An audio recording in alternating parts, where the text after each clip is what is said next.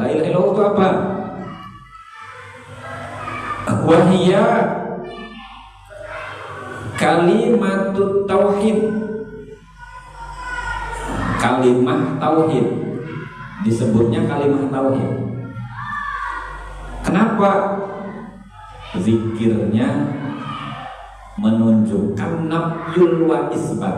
Nafyunya la ilaha, tidak ada Tuhan. Kemudian diisbatkan illallah, kecuali Allah. Kalau la ilaha ilahnya dicoret menjadi Allah, maka dalam berzikir itu ada cara zikir jahar, ada cara zikir khafi.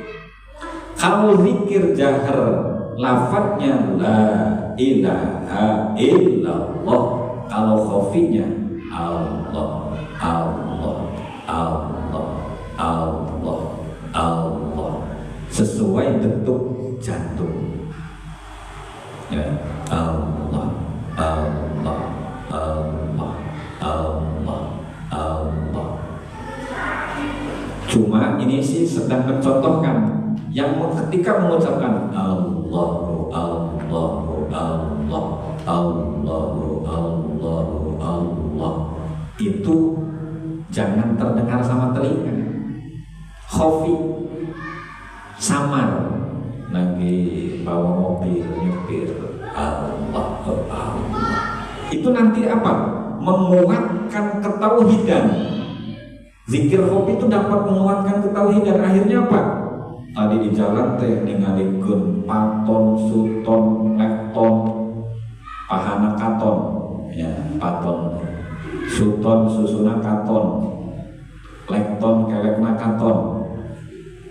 Tadi mau berangkat ngaji dah hari Minggu, Allahu Akbar wa la ilaha illallah, ditingali mubazir da barang bagus, ya ditingali dosa.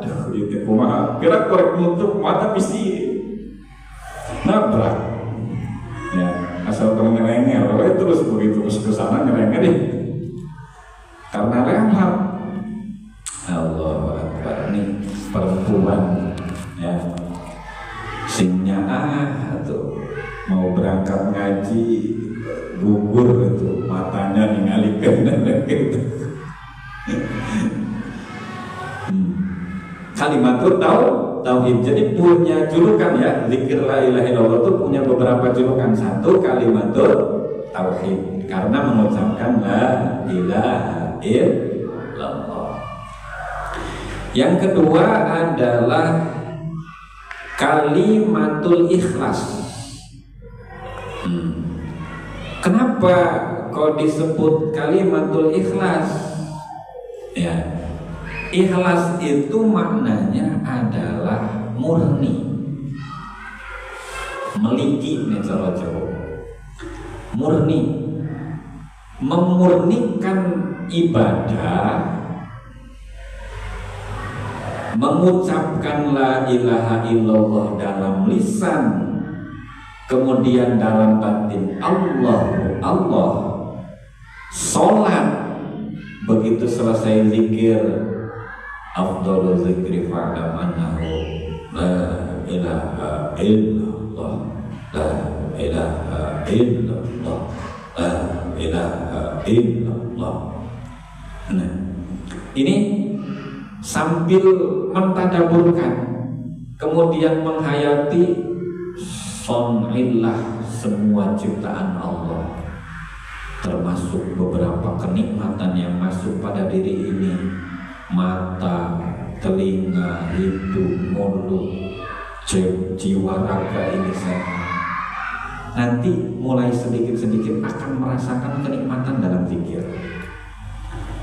Itu kita tuh sama setan tuh selalu dicegah untuk gak bisa zikir. Begitu selesai sholat teh kadel we bobokong tanaon ya. Jadi assalamualaikum warahmatullahi wabarakatuh baru sebentar ya, sok ngaji setengah jam lah, maka kuat deh kira-kira ngaji Quran ya. Ini kan kajian memahami agak Ayo geser-geser wete kira-kira. Kalau ngaji Quran sendiri baru 10 menit, 10 ayat, geus heureuh ngantuk. Zikir la ilaha illallah mau meresapi pamajikan nggak apa balikin gas sampai aduh kadang-kadang latihan zikir ayah deh macam-macam nggak mulai zikir deh budak cerik aduh ya Allah. Nah, makanya apa, carilah waktu di waktu-waktu untuk tidak bersama dengan anak dan istri itu di keheningan malam.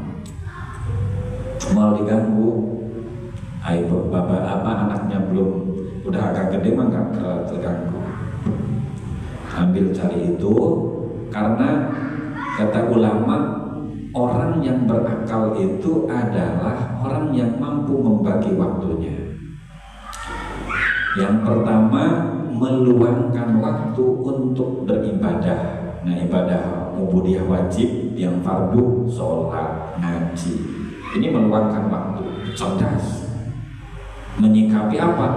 Lah, kehidupan dunia itu ya sementara. Insya Allah di surat Ad-Duha juga hafal semua. Wal akhiratu khairu wa abqa.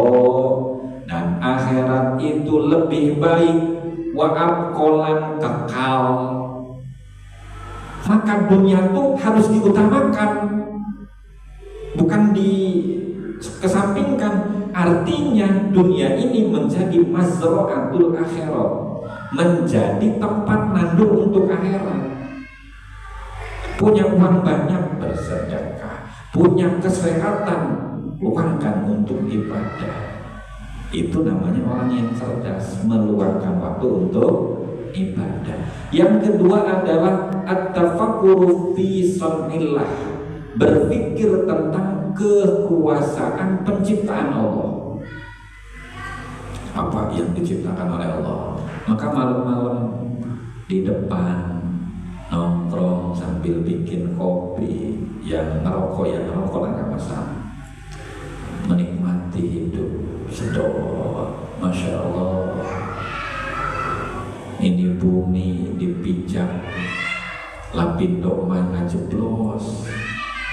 Kita alhamdulillah ini bisa naikin kendaraan, kendaraannya juga bisa diisi pertama pertalit, sedangkan pertama pertalit itu sumber daya alam yang tidak bisa diperbaharui. Ngalamun kayak gitu.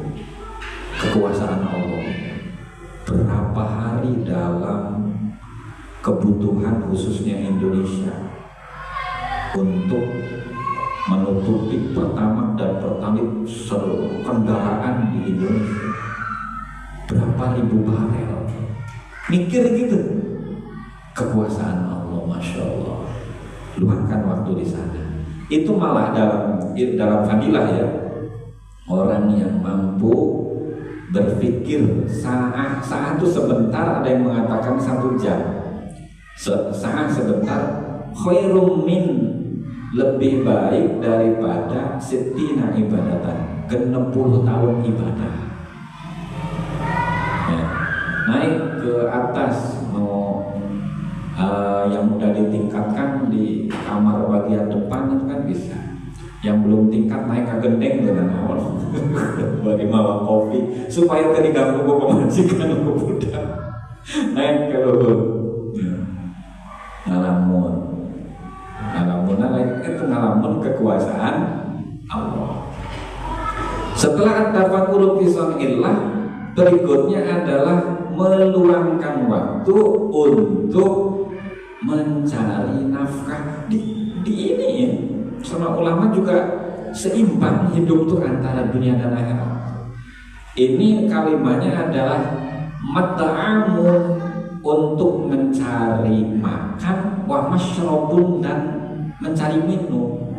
Artinya apa? Untuk nafkah. Maka begitu kerja 8 jam, ya misalkan ada lemburan, alhamdulillah tambah rezeki. Berarti di luar itu tetap harus bisa meluangkan kewajiban-kewajibannya. Ai sunnah mah namanya sunnah. Kalau sunnah itu dikerjakan pahala, tidak dikerjakan ya gak dapat apa-apa. Maka udah, karena capek, laksanakan saja yang wajibnya. Orang yang cerdas yang begitu menyikapi hidup tuh wal akhiratu khairu wa abqa. Kalimatun najah. Yang berikutnya yang ketiga adalah kalimatun najah. Kalimat yang menyelamatkan. Kok bisa menyelamatkan? Iya.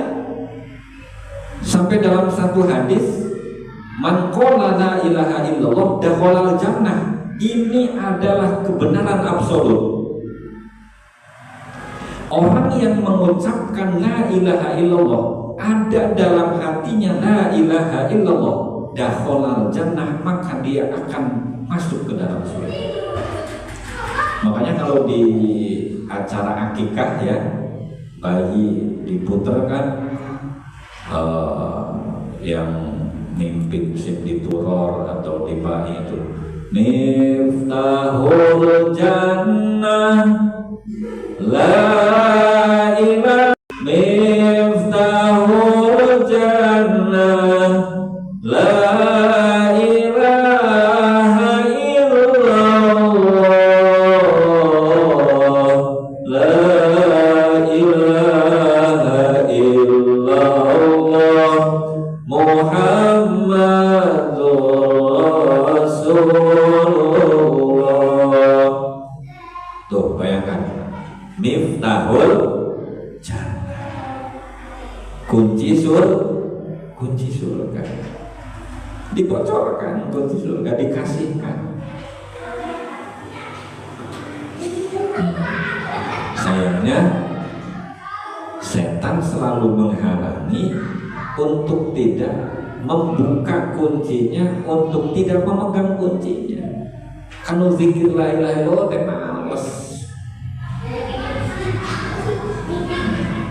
Harusnya malah kalau bisa zikir la ilaha illallah itu lebih banyak dari subhanallah walhamdulillah wallahu akbar.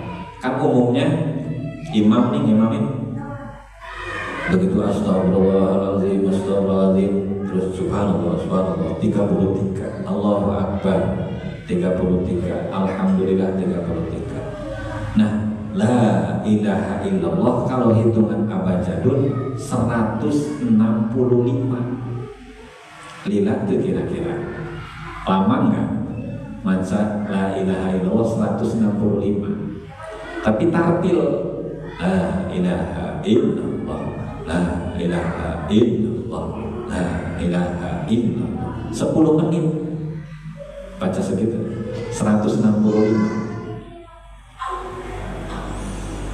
Karena apa? Ini kalimat sudah disebutkan afdholul dzikri, bukan menyampingkan, bukan. Subhanallah bagus sebagai bentuk ta'ajub kepada Allah. Alhamdulillah mengungkapkan rasa syukur. Allahu Akbar mengungkapkan ta'ajub. Allah Maha Besar, luar biasa semua penciptaanmu. Maka ditutup dengan la ilaha illallah, la ilaha illallah. Silakan ya, pesan. Kalau mau merasakan nikmatnya zikir, cari guru zikir. Cari guru zikir. Ada sanadnya sampai Rasulullah. Ya. Kalau sanad zikir sampai sekarang itu